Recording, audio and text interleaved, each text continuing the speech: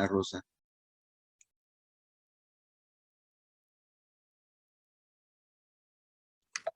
Amén. Padre, en esta hora, mi Dios, nos acercamos delante de tu presencia, ante el trono de tu gracia, mi Dios amado, en el nombre de tu Hijo Jesucristo, dándote gracias porque un día más nos permite, Señor, reunirnos a través de este medio, Padre, para escudriñar tu palabra. Mi Dios, te presentamos todo lo que se va a hablar. Espíritu Santo, ilumina la mente de tu siervo y la mente de cada uno de los hermanos que estaremos presentes en este estudio, Padre. Queremos que la presencia del Espíritu Santo esté con nosotros, Padre, Hijo y Espíritu Santo, y nos abran el entendimiento para poder entender tu palabra conforme a tu voluntad, Señor, y no conforme a nuestra opinión, Padre, o conforme nosotros lo queremos, Dios mío, a hacer entender, Padre mío, sino que sea tu Espíritu Santo revelándonos, Señor, los secretos escondidos que hay en tu palabra, mi Dios amado. Ayúdanos para poder retener lo bueno, Señor, y desechar lo que no es bueno, Padre. En el Sí, nombre de Señor. tu Hijo amado Jesús te lo pedimos. Amén. Amén, amén, amén. Amén. Dios les bendiga ricamente, mi hermana María, mi hermana Irene, hermana Alba, aleluya. Gracias por estar aquí con nosotros para poder llevar adelante este estudio que estamos realizando. Estábamos hablando acerca de quién es Jesucristo. No sé si habrá alguna pregunta en lo que se ha estado diciendo acerca de la diferencia que hay entre Jesús y Cristo. Amén. Que aunque sabemos que es uno solo, pero en su esencia son diferentes. Usted conoce lo que es la palabra la unión hipostática. La unión hipostática se refiere a ese momento en que el Cristo en su esencia divina se convirtió en un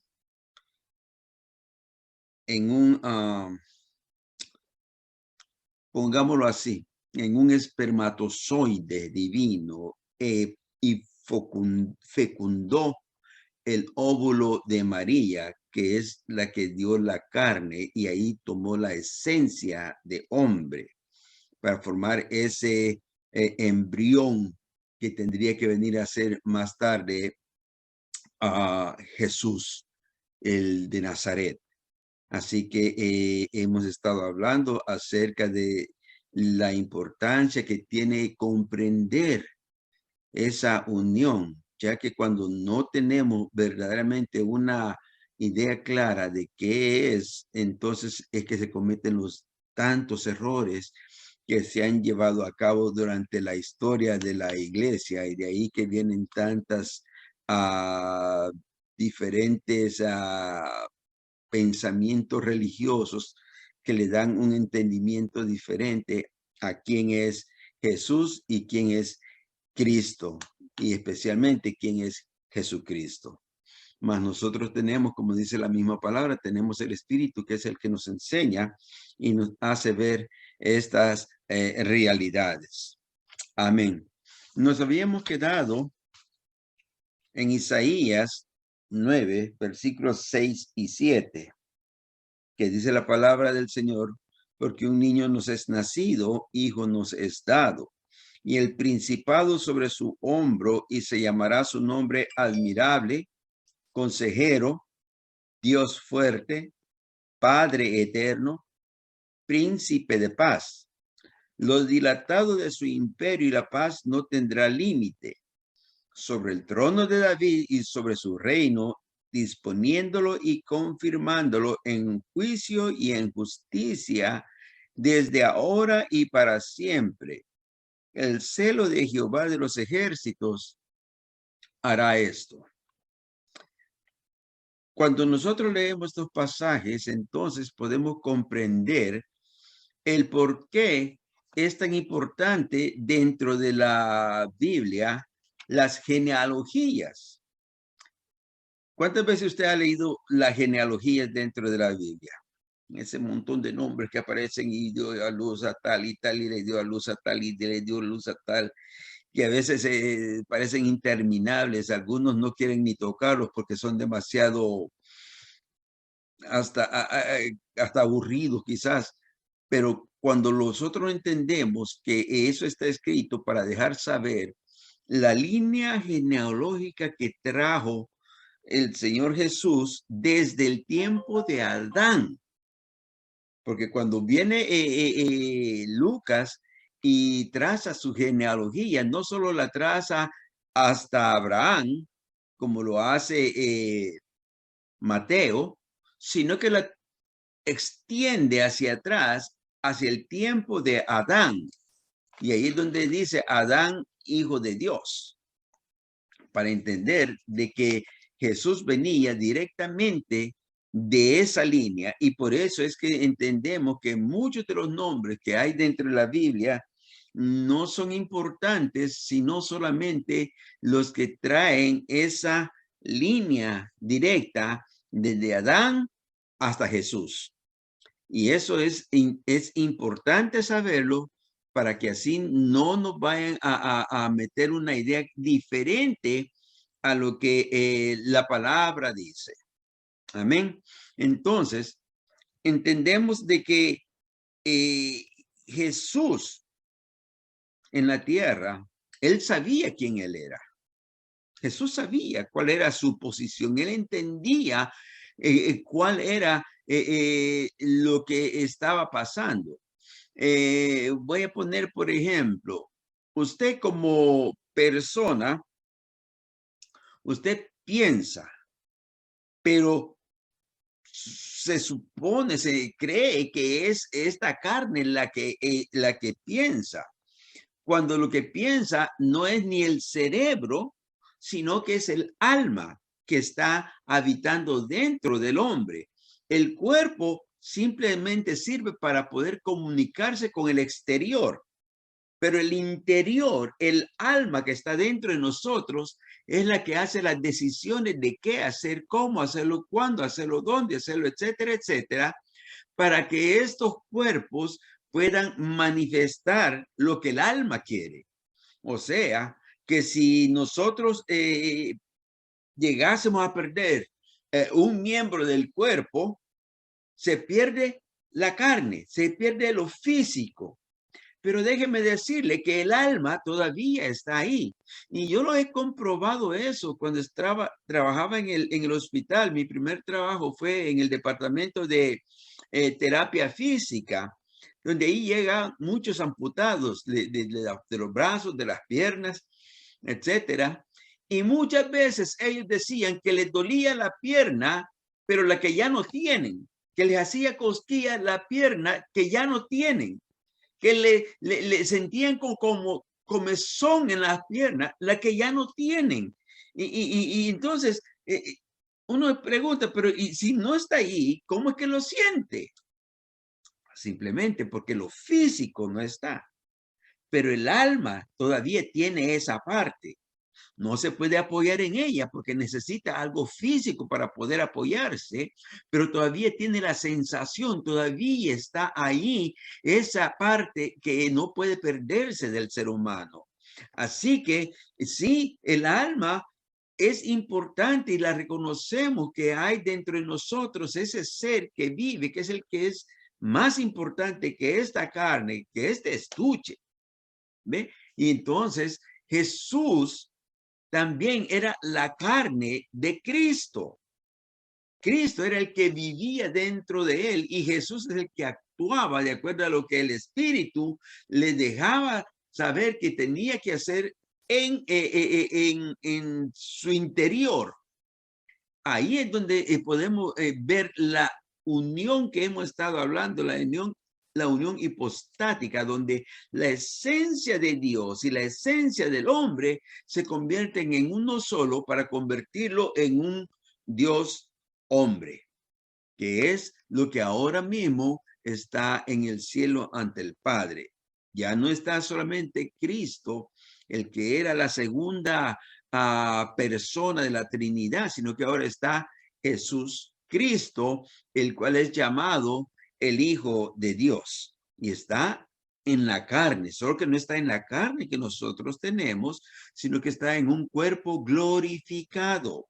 Cuando él murió y resucitó, su cuerpo fue transformado de corrupción a incorrupción. Y ese es el cuerpo que él nos ha prometido que también nosotros pronto tendremos, aleluya, para poder vivir en el mismo ambiente que él vive ahora. Ya no seremos cuerpos de carne y sangre, porque la carne y la sangre no pueden heredar el reino de los cielos, mas seremos un cuerpo glorificado. Y en esa son las promesas que él nos ha dado y en esa es la que nosotros nos sostenemos. Bendito el nombre de Jesús. Aleluya. Ahora, ¿cómo sabemos de que Jesús sabía quién era él? ¿Cómo Jesús entendía cuál era el plan por el cual había venido? Bueno, vamos allá a Juan 8, 58 y 59. Dios bendiga a mi hermana María. ¿Puede leerme esos versículos? Amén. Dios le bendiga más. Amén. Juan 8. 58 y 59.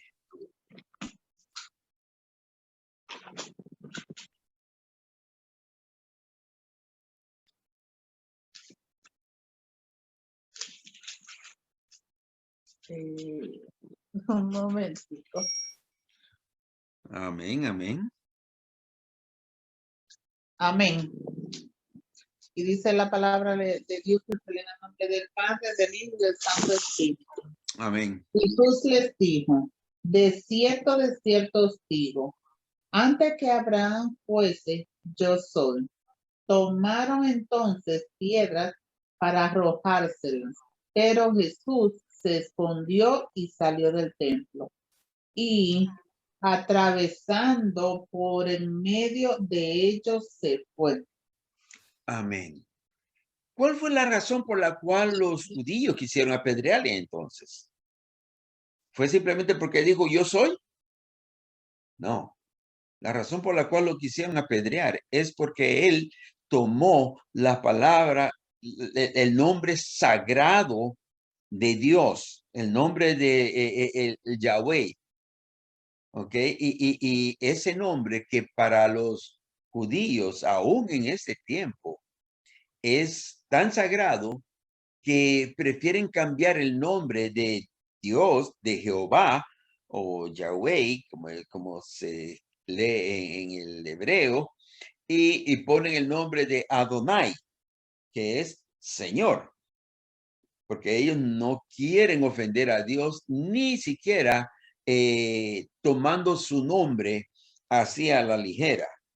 En cambio, Jesús aquí declaró contundentemente de que él era Dios. Yo soy. Y los judíos lo entendieron pero tan claramente que yo no entiendo cómo muchas personas todavía en este tiempo no pueden entender de que Jesús es Dios. O una u otra, o Jesús estaba mintiendo y es el mentiroso más grande de toda la existencia, o verdaderamente Dios. Nosotros tenemos que ver el punto en el que la palabra lo está declarando y él dijo, yo soy, y los judíos le entendieron completamente y por eso dice la palabra que ellos tomaron piedras y quisieron matarlo con las piedras. Bendito el nombre de Jesús. Sin embargo, la palabra dice que él se salió y que se fue de ahí. Ahora, Éxodos 3:14. Éxodos 3:14. Bendito el nombre de Jesús. Aleluya. Mi hermano Edgar, Dios te bendiga, varón. Amén, pastor. Dios le bendiga más. Amén. Léeme Éxodo 3:14. Sí, por favor. Llamamiento de Moisés. Amén. Gracias por la oportunidad, pastor. Y respondió Dios a Moisés, yo soy el que soy.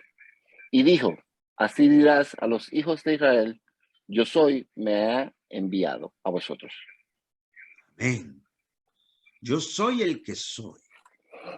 O sea, que no hay nadie fuera de Dios. No hay nadie que sea parecido a Él. Él es el único, Él es el verdadero. En Isaías nos va a declarar que Él ha estado aquí desde el principio y no ha visto a nadie ni siquiera parecido a Él. ¿Por qué? Porque no hay nadie fuera de Dios. Dios es el todo del todo. Y cuando nosotros vamos a ver el nombre que Él se adjudicó, el verbo yo soy, el verbo ser, es el principal verbo para poder conjugarlo en todo lo relacionado a las actividades del hombre. Cualquier cosa que usted haga, siempre va a estar relacionado el ser, el verbo ser. Yo soy el que hago, yo soy el que digo, yo soy el que entiendo, yo soy el que busco. Yo soy, y ese mismo verbo está diciéndole el Señor al pueblo de Israel en este momento a Moisés, le dice, aquel que creó todo, yo soy. Aquel que eligió a Abraham, yo soy. Aquel que sacó a Israel para llevarlo a Egipto, yo soy. Yo soy, yo soy, yo soy. Yo soy el Dios de Abraham, yo soy el Dios de Isaac, yo soy el Dios de Jacob. ¿Ve? Yo soy es el ser más importante, la parte más importante de todo lo que existe. Y aquí el Señor Jehová, cuando se le presentó a Moisés, se lo declara directamente para que no haya una confusión, que no vayan a pensar que es otro diosito por ahí el que lo había llamado, sino que era directamente el único y verdadero Dios. Amén. Dios te bendiga, mi hermano Edgar. Dime. Hasta una pregunta de conocimiento. En esa expresión no menciona nombre, ¿no? Si no hace una exclamación, una afirmación. No, ese es su nombre para con el hombre, para que nosotros podamos entender quién es él. Ese es el nombre que él escogió. ¿Puede ampliar? Para que nosotros podamos comprenderlo, para que podamos entenderlo, para que podamos diferenciarlo. ¿Puede dar un ejemplo? Por ejemplo, ok, si yo te pregunto a ti, ¿cuál es el nombre del Hijo de Dios? ¿Qué nombre tú me dirías? Bueno, tendríamos que ir a la Escritura y ver cómo Él dijo que se llamaba. Pero aquí el Señor no admite ningún nombre. No. Vamos a ver, ¿cómo tú lo llamarías? Bueno, yo lo llamaría Jesús Cristo. Jesús Cristo. Porque él mencionó que Él era Cristo, Jesús Cristo. Eso me conlleva a mí, a la Escritura, y tener una afirmación de lo que Jesús dijo. O una persona dijo, un escritor o algo, porque Él lo dijo. Amén. Pero aquí no señala un nombre. Sí, pero este es el punto. Si él dice, si él se llamó, o desde antes que él naciese, le llamaron que él iba a ser Jesús. ¿Ok? ¿Con qué relación está ese nombre? ¿Para qué le dieron ese nombre?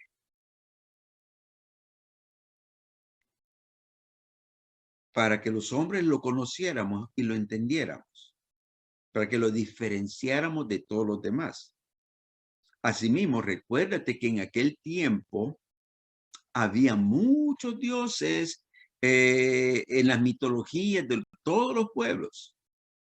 Entonces Jehová se dio a conocer con el único nombre que le puede clasificar a él como el único. Porque el verdadero nombre de Dios, nosotros no lo conocemos.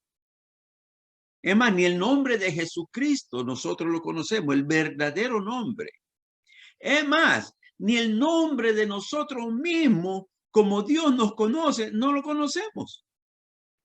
Entonces, Porque, ajá, entonces ¿quién nombró a Dios fue Moisés, ¿no? O sea, el nombre no, para, no, no. Dios mismo escogió ese nombre y le dijo a Moisés, yo soy el que soy.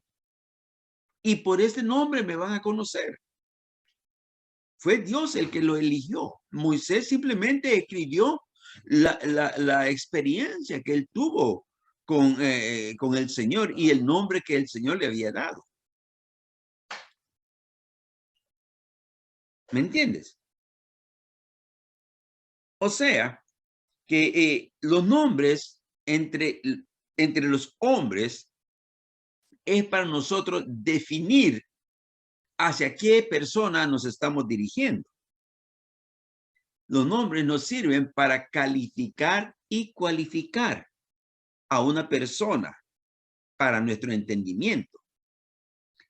El Señor, para que nosotros lo entendamos y lo conozcamos, se dejó conocer con ese nombre. Él se puso ese nombre para que nosotros podamos entenderlo. Y cuando leemos en todo el Antiguo Testamento, todos los nombres que él tiene son la cualificación de él. Y el primer nombre que él tiene dentro de todos sus nombres es él. El Shaddai, el Adonai. ¿Me entiende? ¿Por qué? Porque cada nombre es una cualificación que él tiene de sus atributos. Dime, hermano Edgar. podríamos decir que realmente es algo espiritual debido a que el Señor sabe que nosotros cuando oramos nos referimos a Él. O sea, es algo más profundo, pero como podemos ver hoy en día que algunas sectas, algunas otras religiones cualifican que ese no es el nombre de Jesús, que sino que Yeshua HaMashiach. Entonces, pero es algo más profundo, ¿no? Porque el Señor sabe que nos referimos a Él. Es profundo en un sentido de conocimiento, pero en un sentido espiritual es sencillo. Porque no importa el nombre que tú le des, después de decir Jesus, Jesús, Yeshua, es el mismo, con el énfasis de que nosotros adoramos a un solo Dios. Amén, amén, Entonces, por ejemplo, amén. permíteme, por ejemplo, los testigos de Jehová, ellos dicen que son monoteístas, que ellos adoran al único Dios. Pero que cuando tú les dices que tú adoras a Dios, ellos te preguntan, ¿a cuál de los dioses? Porque hay muchos. Entonces, ¿dónde está su pensamiento de que solo hay un Dios? Si tú eres un solo Edgar de la Rosa, yo no voy a poder llamarle a otro de tu nombre porque solamente a ti te corresponde. Puedo llamar a otros, puedo decirle hermano, pero si yo digo hermano, entonces todos los varones me van a decir aquí estoy. E incluso en este tiempo también las hembras dicen aquí estoy. Pero cuando yo digo directamente hermano Edgar, me estoy refiriendo directamente a ti porque eres el único en el grupo que tiene ese nombre. Dime. Yo le hago la referencia o la inclinación o la pregunta debido a que muchas personas dicen que ese no es su nombre, sino que es Yeshua, que entonces crea un tipo de división. Y verdaderamente la cual no existe, sino que simplemente él sabe que nos dirigimos a él, porque él conoce los pensamientos de nuestro corazón y él se da cuenta antes que nosotros aún lo digamos. Pero hay algunas hasta Biblia y personas que dicen, no, su nombre no es Jesús, sino que Yeshua. Entonces, ¿qué pasó cuando tú no lo conocías a Jesús como a Yeshua? Entonces, yo se lo pregunto, se lo digo, porque aquí, aquí afuera existe muchas confusiones. Existe mucha confusión en la persona ya cuando tiene un poquito de conocimiento, ya no lo quiere llamar Jesús, ya no, y te corrigen, su nombre no es Jesús, sino Yeshua. Entonces, por eso yo le hago esa pregunta, porque verdaderamente aquí hay muchas confusiones sobre esas cosas. Y refiriéndonos al caso de esos 3:14, que el Señor verdaderamente no dice un nombre, sino simplemente dice una afirmación de lo que es, y perdone por la No. perdón, Tremenda aportación y tremenda pregunta, porque es necesario que podamos entender eso, porque sí, como tú dices, muchas personas creen que tienen más conocimiento, que son más espirituales, y por eso creen que al decir el nombre de Yeshua, y que ese es el nombre que tiene que ser, creen que se acercan más al cielo. Eso no es conocimiento, es perdonando la palabra y la forma que lo voy a decir. Eso es hasta ignorancia. ¿Por qué?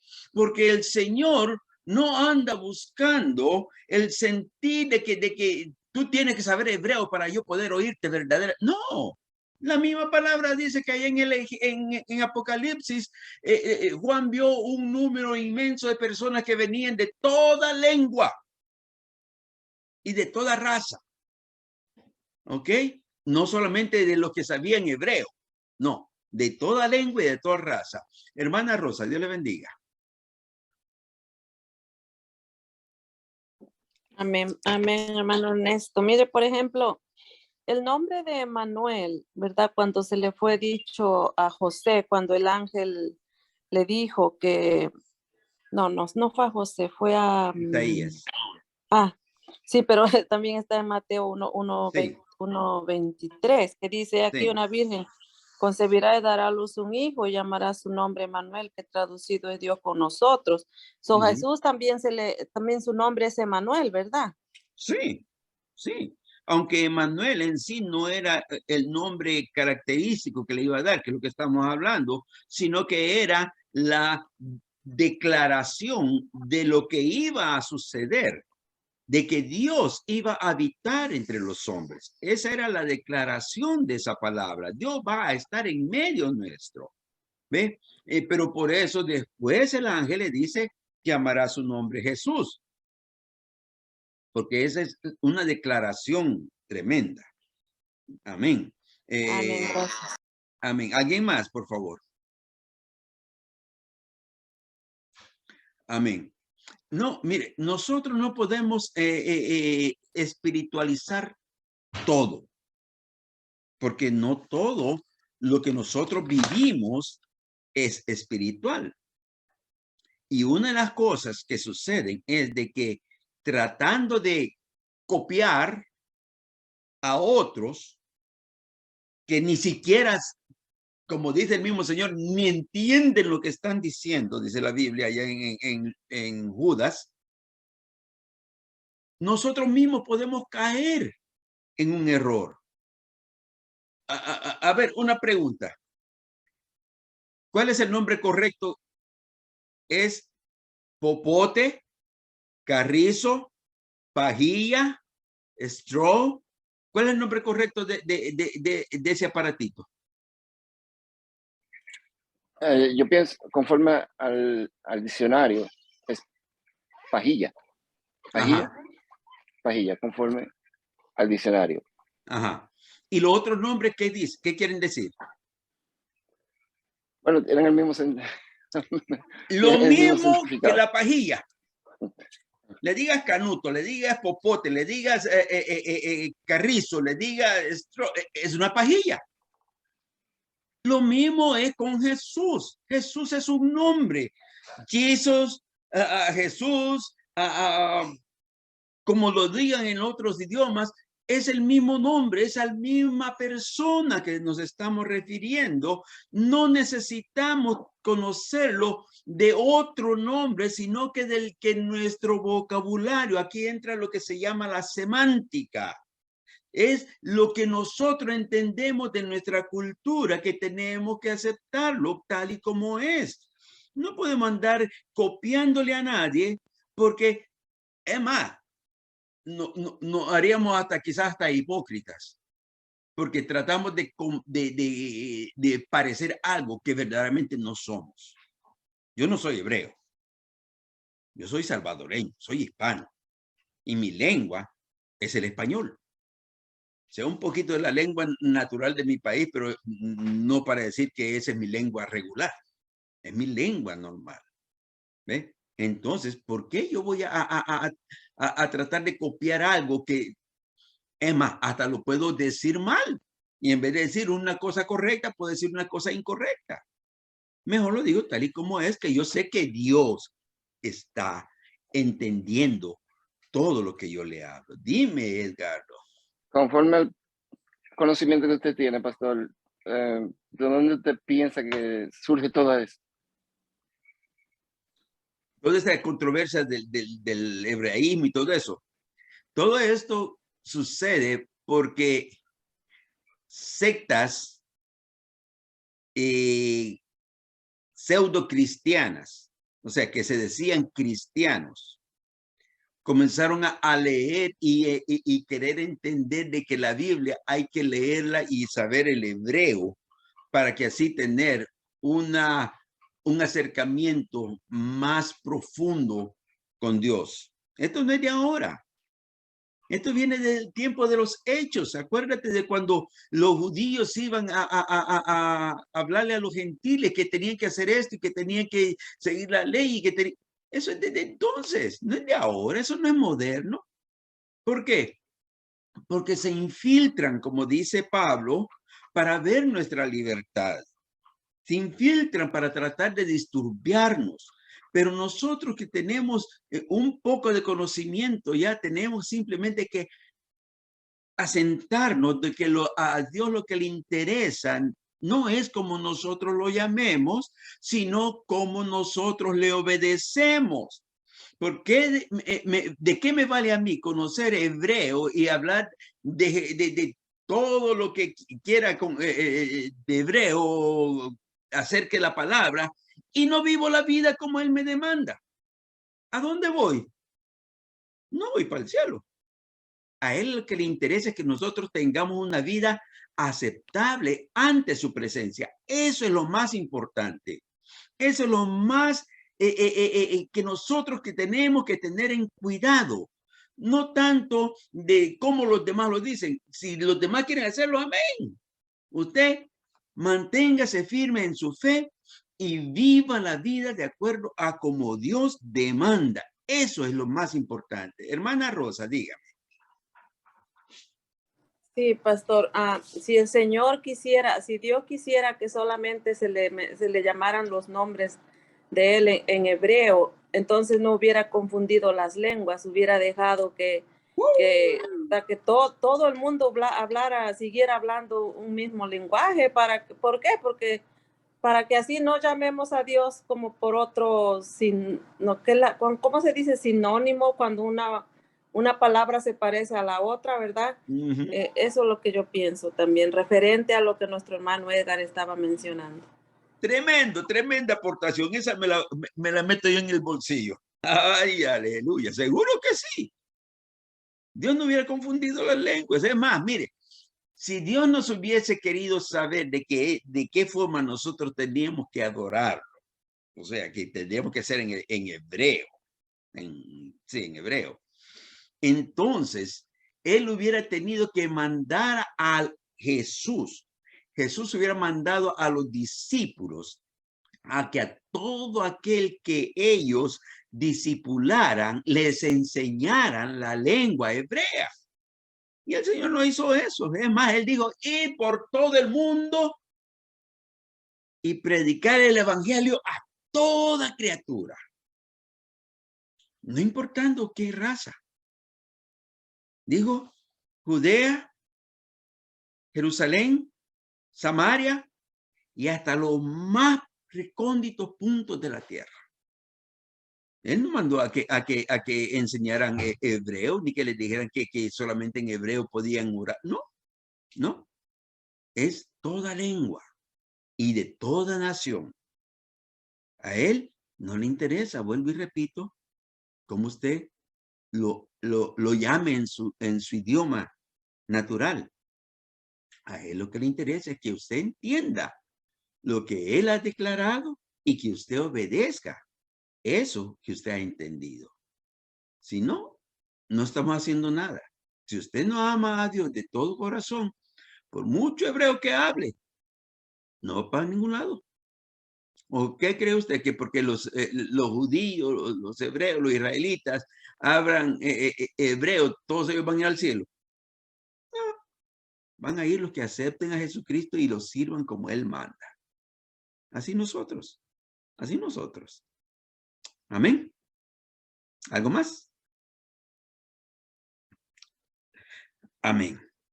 Entonces, Jesús viene aquí en eso y dice, yo soy el que soy, le dice Dios a Moisés, dándole a entender el nombre por el cual quería que lo conocieran.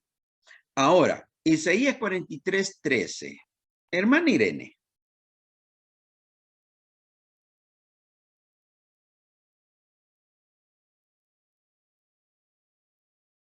Isaías 43:13.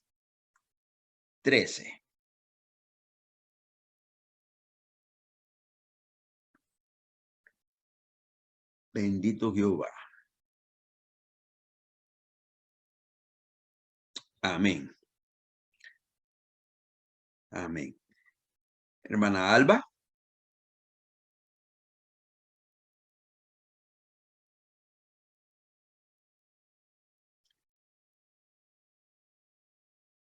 Isaías 43:13. Amén, pastor. Amén, varón. Dios te bendiga. Dios le bendiga. Aún antes que hubiera día, yo era, y no hay quien de mí, mano libre, lo que hago yo.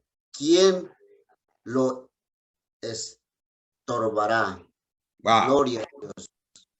Antes que hubiera día, antes que todo lo creado existiera, yo era. Por eso dice, yo soy el que soy, el que estaba desde antes del principio de todo, yo. ¿Me das cuenta? Entonces, cuando él se presenta como el yo soy, simplemente está diciendo, soy Dios, soy Dios, soy el único. No hay nada ni nadie cerca de mí, solo soy yo. Desde el principio de la eternidad hasta la eternidad, él seguirá siendo el gran yo soy. Bendito el nombre de Jesús. Cristo, en su oración, declaró, ahora pues, Padre, glorifícame tú al lado tuyo, con aquella gloria que tuve contigo antes que el mundo fuese. Eso está en Juan 17:5 para los que están anotando. Ahora pues, Padre, glorifícame tú al lado tuyo con aquella gloria que tuve contigo antes que el mundo fuese. Wow. Óigame, ¿quién se atreve a hacer esta declaración? Si no solamente aquel que está completamente convencido, seguro y que está certeramente puesto de que él tenía esa gloria. Ahora, cuando nosotros entramos en el punto de cuál era la razón por la cual Cristo vino a la tierra, nosotros encontramos de que hay un momento en el universo, en el tiempo desde antes de la creación, en que el Señor hizo su plan, ¿verdad? Y que Él tenía ya preparado ese plan. ¿Para qué razón? Simple y únicamente porque sabía que iba a haber un tiempo en el cual iba a haber necesidad de que la criatura que él ama o que ama tanto volviese a tener la oportunidad de volver a vivir junto a él, de estar siempre junto con él. Ahora, cuando Cristo nos habla así, vamos a buscar Filipenses 2. Filipenses 2.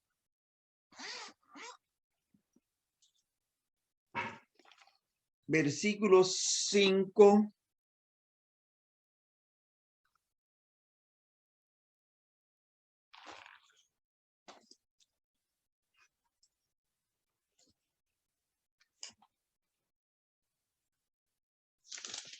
Filipenses 3:5. No, Filipenses 2. 2:5. 5 al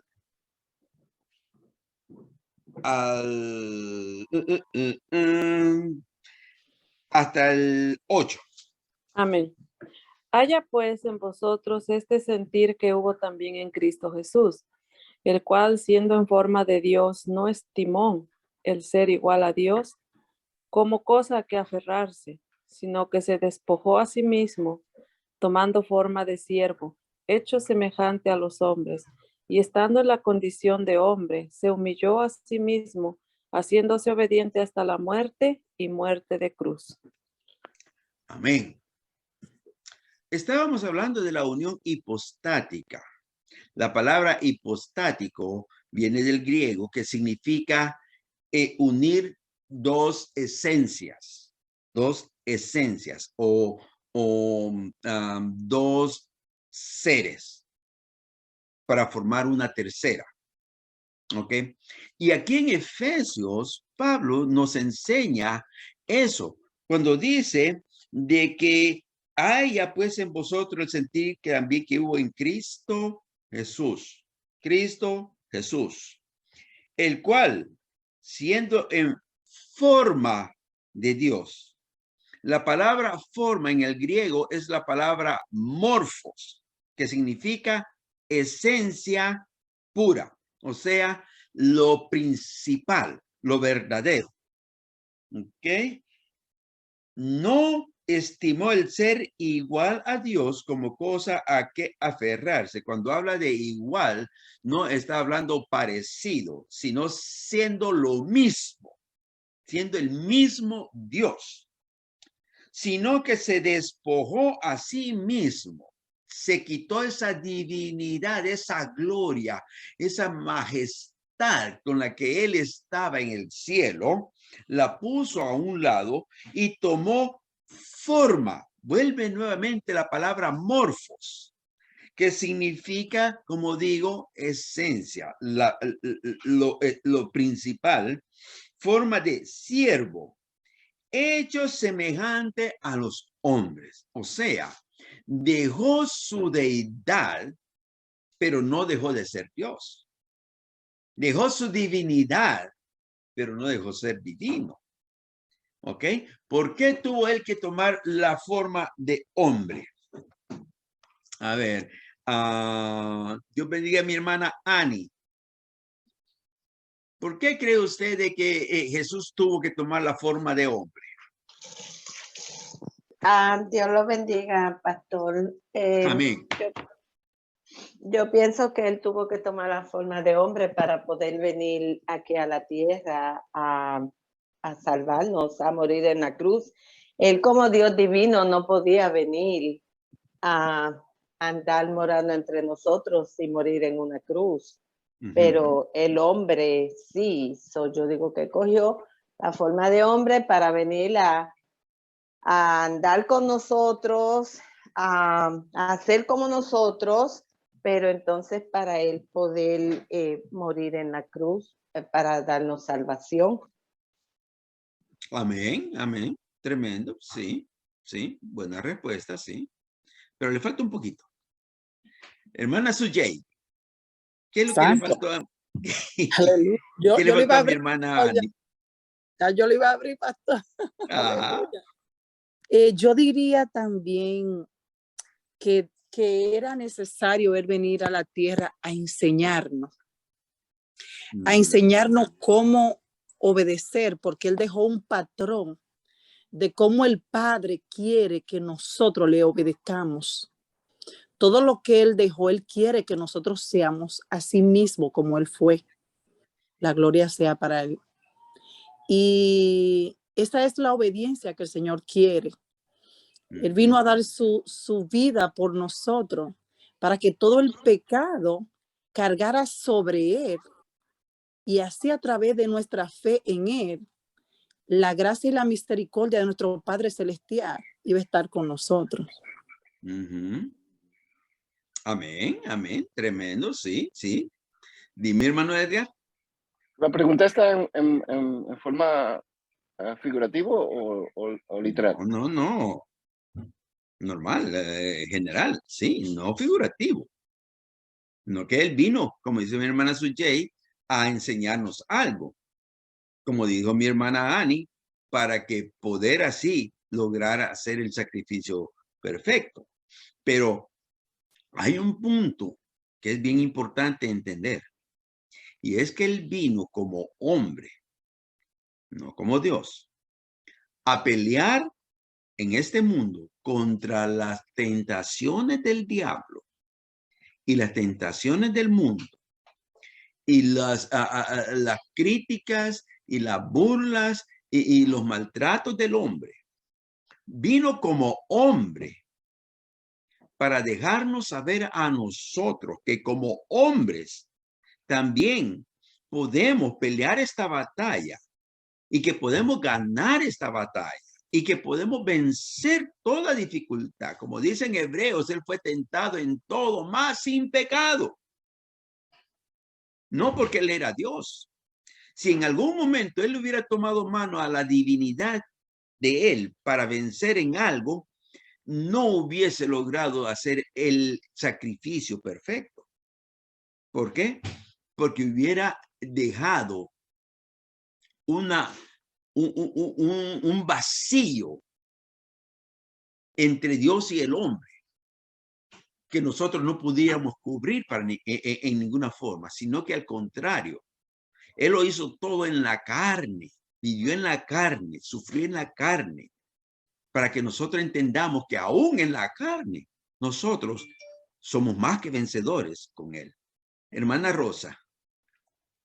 Sí, pastor, analizando eso también me di cuenta de que, verdad, sí, cuando el diablo tentó a Jesús en el desierto, lo tentó Jesús estando, verdad, en la carne, digamos, porque Jesús sintió hambre y el enemigo sabía que como él estaba en 40 días de ayuno, día y noche, posiblemente, ¿verdad? En la humanidad de Jesús, tal vez se veía debilitado, porque en espíritu, siendo Dios divino, él no pudo sentir hambre. Él pudo sentir la hambre solamente humanamente. Por eso es que, como eso que usted acaba de decir, más que nada también fue para darnos el ejemplo, ¿verdad? De que sí se puede, aunque muchas veces no es fácil. Nadie puede decir que es fácil el camino del Señor, sino que dice que es con dificultad, es que uno se va a salvar, porque si fuera todo fácil, pues qué bueno sería, ¿verdad? Él siendo Dios no necesitaba pasar hambre. Él no necesitaba desvelarse orando. ¿Por qué? Porque era Dios. Pero mientras se encarnó y vivió en la tierra a forma de hombre, pues tuvo que sentir todas esas cosas que nosotros muchas veces las sentimos, y a veces cuando sentimos eso, pues pensamos que ya llegamos al final, que ya no vamos a poder continuar. Pero nos damos cuenta, ¿verdad? Que dice que el libro de Hebreos, que él fue tentado en todo, pero sin pecado. Y eso quiere decir que nosotros, si él venció, pues nosotros también podemos vencer con la ayuda de él. Amén. Con la ayuda de él. Amén, amén, tremendo. Dígame, hermano Edgar. Regresando a la pregunta, ¿usted entiende por qué yo le hice la pregunta si es figurativo o es literal? Debido a que si volvemos la descripción de Dios en Ezequiel, no es de forma de hombre. Cuando Ezequiel describe, por eso yo le hago la pregunta de si es literal o es figurativo. Debido, o sea, porque usted hizo la pregunta sobre por qué tomó el cuerpo de hombre. Entonces, mi pregunta a usted es si era literal o era figurativo, debido a que la descripción de Ezequiel no es la que nosotros conocemos que él hace sobre Dios. ¿Usted me entiende?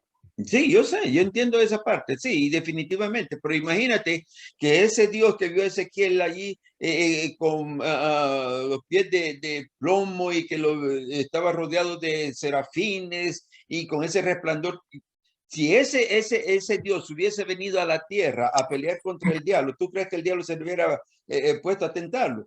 Definitivamente que no puede.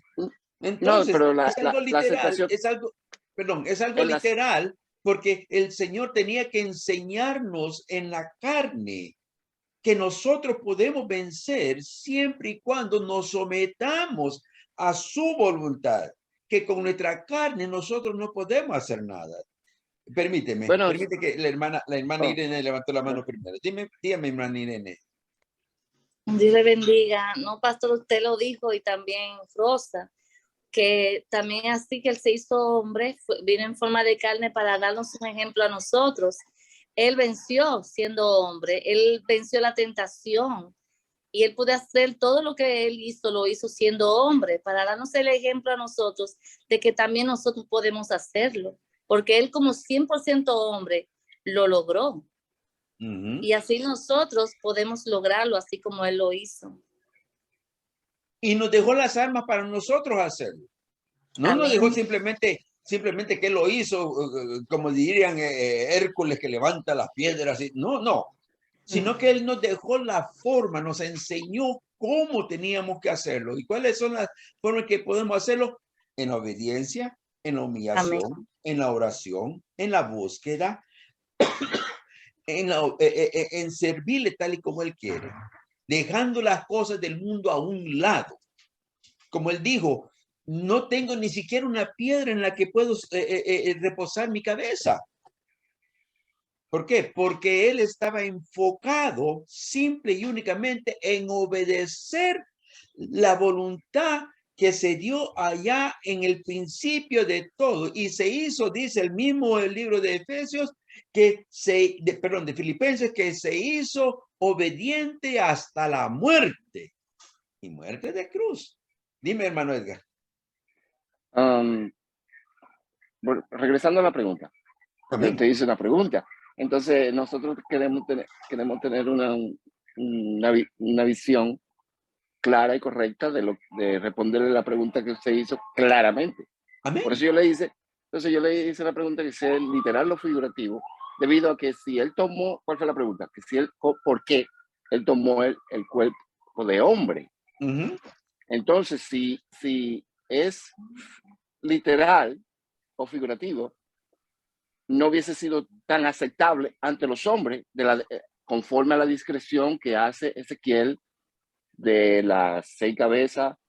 O sea, la aceptación para que el hombre aceptara a Dios o a Jesús tendría que ser literalmente como un hombre para que lo podamos aceptar.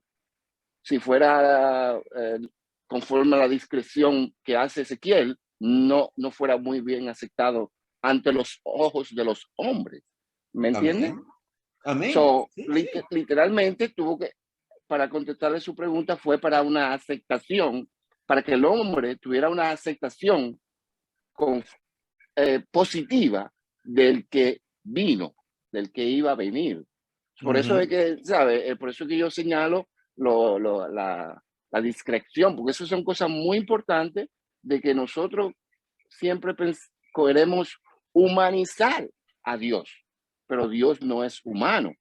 Dios es un ser omnipotente, y conforme a la discreción que Ezequiel hace, no es conforme a Dios, es tan inmenso y tan grande que verdaderamente él tuvo que tomar la pregunta que te hizo, cuerpo de hombre, para que nosotros verdaderamente la aceptación fuera agradable y nosotros tuviéramos ese acercamiento sin barreras. ¿Me entiendes? Entiendo. Amén. Amén. Y tienes un punto bien importante, porque eso es lo que está sucediendo cuando hablamos con otras de otras ideologías, porque ellos ponen a Dios, a Jesús, pongámosle, lo ponen en una forma tal de que él verdaderamente ni siquiera existió en el espacio y tiempo que la Biblia dice, sino que simplemente lo nombraron porque tenían que nombrar a alguien.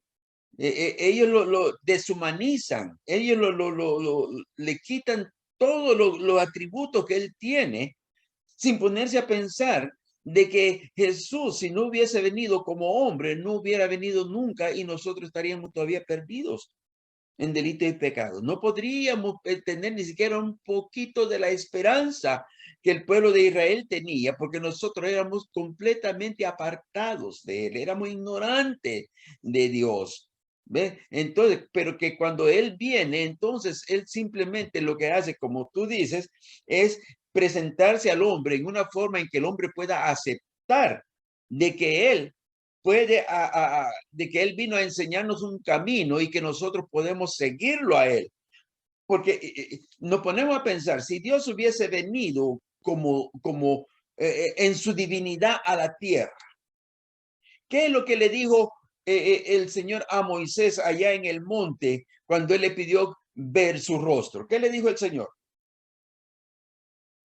Le dijo, no hay hombre que me vea y viva. O sea, que si Dios se presentase como el Dios que es en esta tierra, la vida en este mundo se acaba. Se acaba porque nadie puede resistir esa santidad. Nadie. Entonces, para poder él presentarse entre los hombres, tuvo que tomar forma de hombre para que así no sucediese lo que le había dicho a Moisés. Y sin embargo, Jesús le dijo a Juan, tanto tiempo que estoy con vosotros y no me has conocido. O sea que él era el mismo, solo que se había empaquetado dentro de un cuerpo semejante a él, que simplemente mostraba quién era él y cómo es él.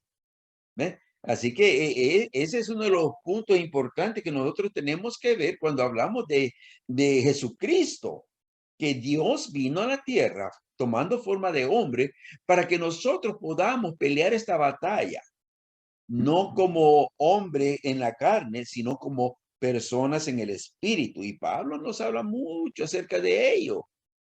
Nos dice que andemos en el espíritu y que no satisfagamos los deseos de la carne. Porque andando en el espíritu nosotros podemos ser más que vencedores, pero si le damos oportunidad a la carne nos va a arrastrar al pecado y nos va a apartar del camino de Dios. Amén. ¿Alguien más que tenga algo que decir? Hermana Irene, ¿tiene algo que decir?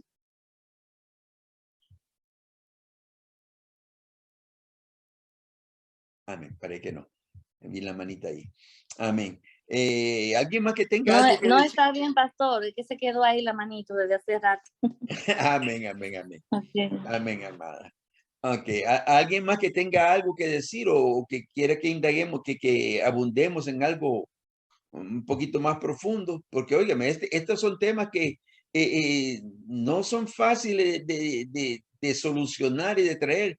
Tenemos que indagar dentro de la palabra, por eso es importante para nosotros leer la palabra y aceptarla tal y como está escrita, porque si no, nosotros comenzamos a hacer nuestra propia ideología, nuestro propio pensamiento, y de ahí vienen las diferentes separaciones que hacen que el hombre se pierda, y ahí es lo que Jesús nos dijo, que tengamos cuidado, porque en los últimos tiempos aún no escogidos podrían ser confundidos. Ahora, Juan 13:3. Juan 13:3. ¿Quién me lo lee?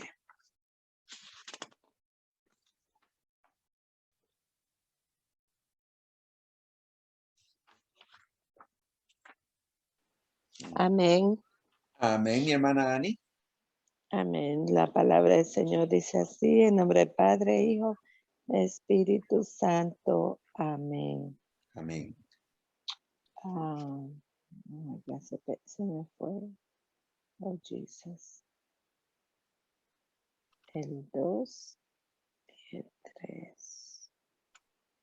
Sabiendo Jesús que el Padre le había dado todas las cosas en las manos y que había salido de Dios y a Dios iba. Wow. Amén. Wow, qué tremendo.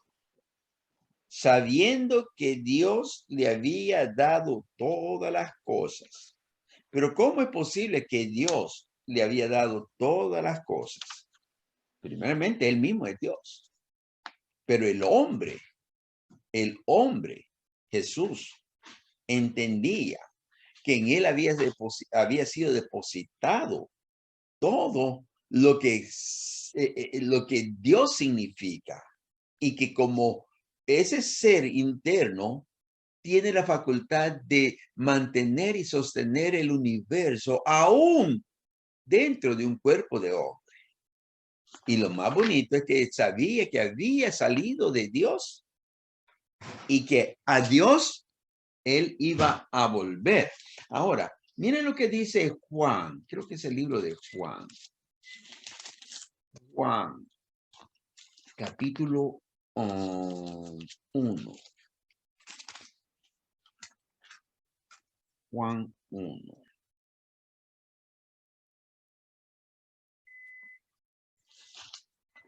Versículo. Ay. La Biblia se me pega.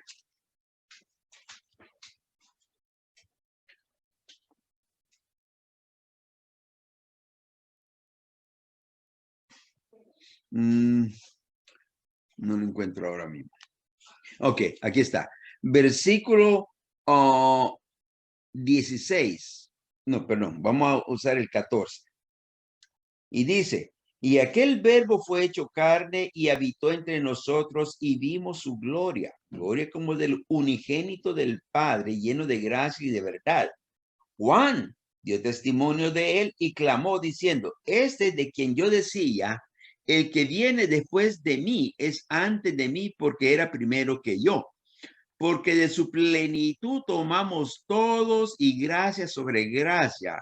Pues la ley por medio de Moisés fue dada, pero la gracia y la verdad vinieron por medio de Jesucristo.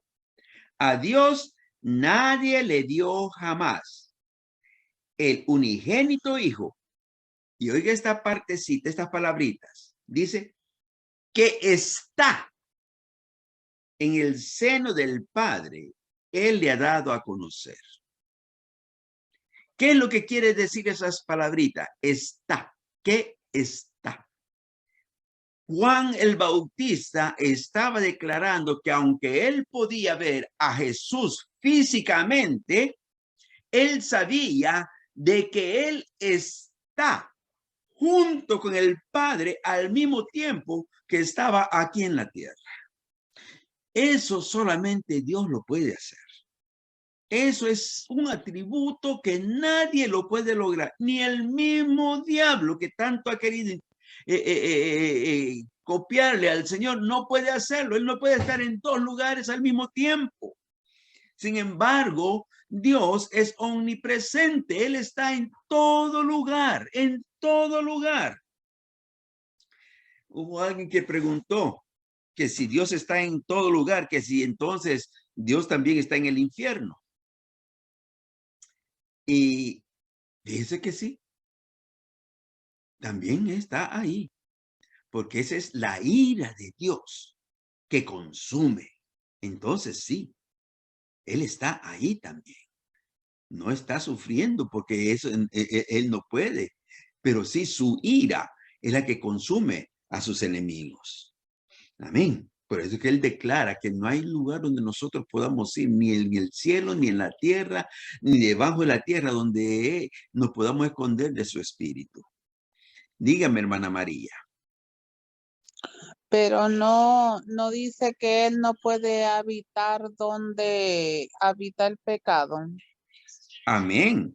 Él no está, Pero, él no habita en el infierno. No, él, su ira, su enojo, su, ¿cómo diría? Recuerda que dice que él es fuego consumidor. Eso es lo que está allí. Ese fuego que destruye y que castiga. Esa es la presencia de él. No está él en su divinidad, en su santidad. Él no puede estar ahí porque ahí lo que hay es pecado, nada más. Pero nada está fuera de su alcance. Todo está ahí para él. Así como nosotros vamos a entrar a su gloria, en su gozo, el pecador entra en su ira. ¿Alguna aportación? ¿Algo que quieran decirme sobre ese punto? Dígame, hermano Edgar. Pastor, lo que pasa es que en la discreción, nosotros podemos describir el infierno y esto, pero no nos damos cuenta que el infierno, no, Dios no se quema con eso. No, si el infierno está lleno de fuego, ese fuego no quema a Dios. ¿Entiendes? Es muy importante entender eso. Ahora, la pregunta que yo quiero hacer, y no es porque sino por su conocimiento, es que el diablo no ha ido al infierno, ¿o no? No. Conforme al libro de Judas, ¿no? Él, bueno, hay dos puntos. Está el infierno, que es donde él sí está, y está el lago de fuego y azufre. No, Son dos cosas diferentes. Donde dice Juan que los ángeles que no guardaron los Su ángeles que no lugar. guardaron su lugar están encarcelados. Eso es lo que dice el libro de Judas. Sí. Pero verdaderamente no describe que el Satanás o el diablo ha ido al infierno, ¿no? Sino que está en un lugar que primeramente no fue creado para los hombres. No. Y segundo, Satanás o el diablo nunca ha estado ahí, pero va para allá. Va para allá, definitivo. Ok, hay 3 lugares y vamos a traer un estudio sobre eso, lo estoy preparando, acerca de qué es el Gehenna, que es el sepulcro, el infierno y el lago de fuego. Son 3 diferentes lugares. Las prisiones de sombra, de oscuridad, son otro lugar diferente. ¿Ok? El diablo no está en prisión de oscuridad, él está en el infierno. Desde allí es que él sale a rondar la tierra y hacer todo lo que quiere. ¿Ok? Pero él no ha entrado todavía al lago de fuego y azufre. El infierno de fuego, que es literal, es simplemente la antesala del lago de fuego y azufre. Así como el paraíso recuperado es la antesala de la ciudad celestial, así también es el infierno. ¿Ok? Entonces el diablo no ha entrado al lago de fuego y azufre, que va a ser donde van a sufrir por los siglos de los siglos. No. ¿Ok? Sino que simplemente él está en el infierno, él vive en el infierno, él prácticamente domina, es su dominio, donde él manda. ¿Ok? Por eso es que Pedro dice de que cuando Jesús murió, bajó a las profundidades de la tierra para arrancar las llamas, la llave de la muerte al enemigo, para así cautivar a la muerte con la misma muerte.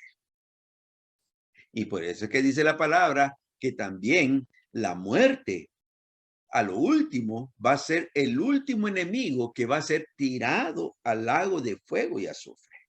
¿Ok? Son diferentes cosas, pero sí, el lago de fuego y azufre es la ira de Dios. Es la ira de Dios y esa es su presencia ahí, su enojo es el que está presente ahí. Amén. ¿Algo más? Amén. Bueno, se nos ha llegado, son las 8:20, vamos a dar solamente un último párrafo. Pastor, diga, siervo. Pastor, ¿le puedo dar una tarea? ¿Perdón? ¿Le puedo dar una tarea? Amén. Pues, suena ilógico o tonto o simple. Para mí es simple. ¿Me puede contestar la semana que viene por qué a la calle derecha le pusieron derecha?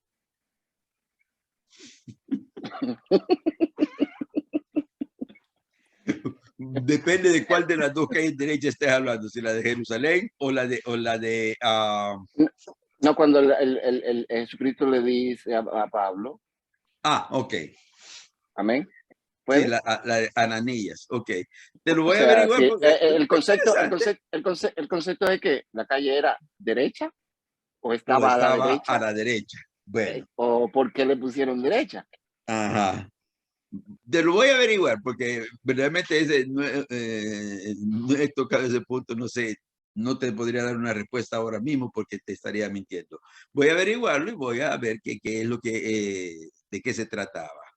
Amén. Amén, mis hermanos. Si no hay alguna otra pregunta, si alguien tiene algo que decir, algo que quiera comentar. Amén.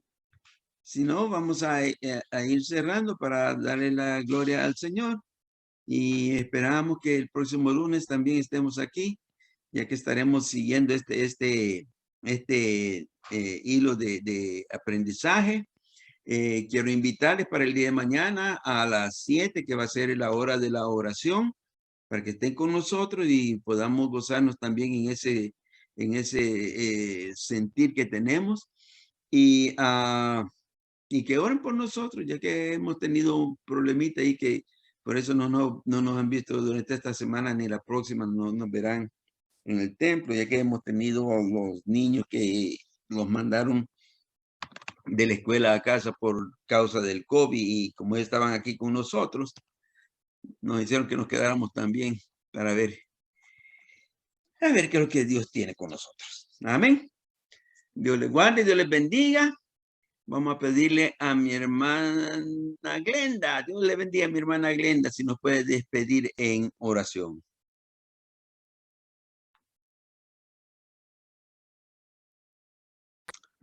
Amén. Aleluya, Padre. En esta hora, Señor, te doy gracias por este privilegio, Padre amado, de reunirme, Señor, juntamente con mis hermanos y aprender lo que tenías para este día, Padre amado. Y te damos gracias, Señor, por el vaso que estás usando. Al taller del maestro vengo, pues él me curará, me tomará entre sus brazos y cada herida sanará. Las herramientas del maestro, mi alma él remendará, martillo en mano y mucho fuego, aunque me duela ayudará a conocerlo y a entenderlo, a saber que nada merezco. Amar es más que